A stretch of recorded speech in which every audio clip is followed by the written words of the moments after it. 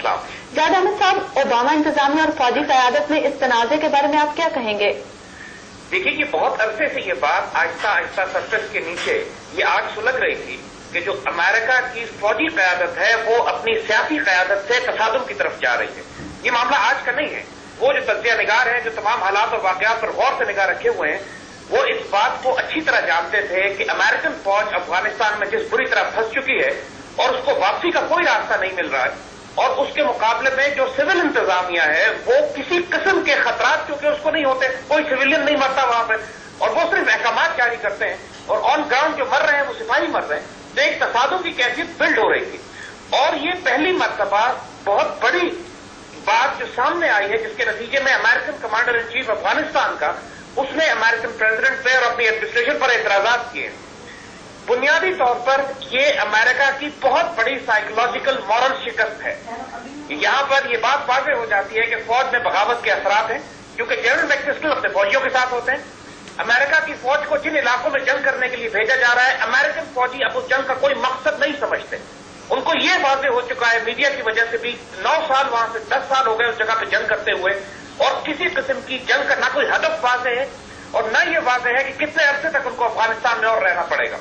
और एक फौज के लिए ऐसी जंग लड़ना तकरीबन नामुमकिन होता है जिसमें ना तो उसको दुश्मन नजर आता हो, ना उसको ये मालूम हो कि उसका मिशन ऑब्जेक्टिव क्या है, और ना उसको ये मालूम हो कि जंग कितने अरसे तक हमने एक अफगानिस्तान की वादियों में जो कत्लगाह बन चुकी है इस वक्त गैर मुल्की और नेटो और अमेरिकन फौजों की, वहां पर रहना पड़े। तो ये जनरल मैकक्रिस्टल को अगर आप फायर करते हैं, अमेरिकन के लिए में डायलेमा खड़ा हो गया, एक क्राइसिस खड़ा हो गया कि अगर वो जनरल मैकक्रिस्टल को निकालते हैं तो उसका मतलब ये तो हरगिज नहीं होगा कि फौज के अंदर जज्बात भी दबा दिए जाएंगे, फौज में बगावत मजीद भड़केगी।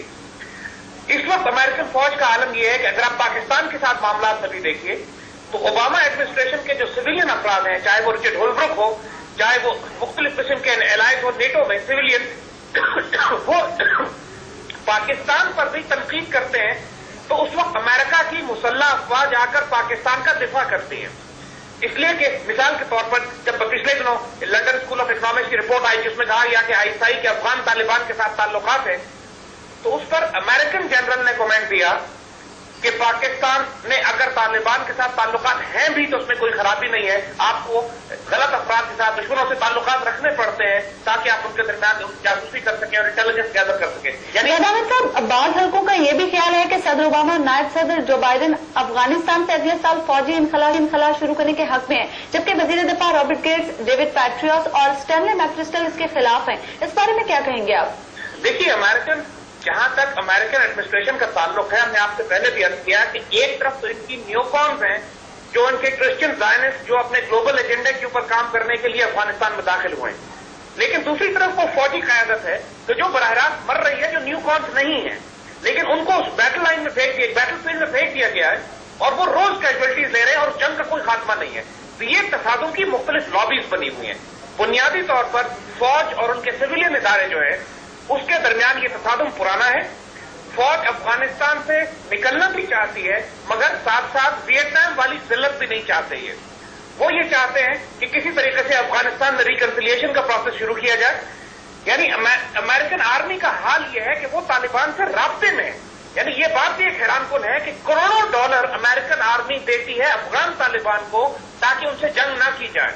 यानी ये इतनी शर्मनाक बात है अमेरिकन आर्मी के लिए भी और अमेरिकन गवर्नमेंट के लिए भी कि ये बातें अब सामने आनी, कांग्रेस की रिपोर्ट में ये बात सामने आनी शुरू हो गई है कि ये नेटो के जो काफिले गुजरते हैं पाकिस्तान से और जो अफगानिस्तान के मुख्तलिफ इलाकों तक काफिले जाते हैं, इन काफिलों की सिक्योरिटी पर अफगान तालिबान मामूर है, जिनको पैसे दिए जाते हैं अमेरिकन गवर्नमेंट की, अमेरिकन आर्मी की तरफ से, और नेटो पैसे देती है अफगान तालिबान को कि आप हम पे हमले ना करें। तो एक तरफ तो ये शर्मनाक सूरत हो चुकी है कि जो इन्होंने अभी साउथ अफगानिस्तान में संगीन का ऑपरेशन किया, मर्जा का ऑपरेशन किया, ये पूरी तरह नाकाम हुए। इस वक्त इनकी casualties almost 6, 7, 8, 10 American NATO soldiers रोज मर रहे हैं और खुदकुशी का रेट इतना बढ़ गया है कि तालिबान ने इतने नहीं मारे जितने अमेरिकन सोल्जर नेटो खुदकुशी करके मार रहे हैं। तो ये तफादुम इस वक्त इसकी डेस्परेट सिचुएशन है अमेरिकन आर्मी की। इनकी सप्लाई लाइन भी अब खतरे में पड़ गई है पाकिस्तान के थ्रू भी, और अगर ये पेमेंट्स बंद करते हैं अफगान तालिबान को तो अफगान तालिबान से मजीद कोई रास्ता ही नहीं है इनके पास सप्लाईज का भी। तो तमाम फौजी और गुस्से में आएंगे और नाराज होंगे।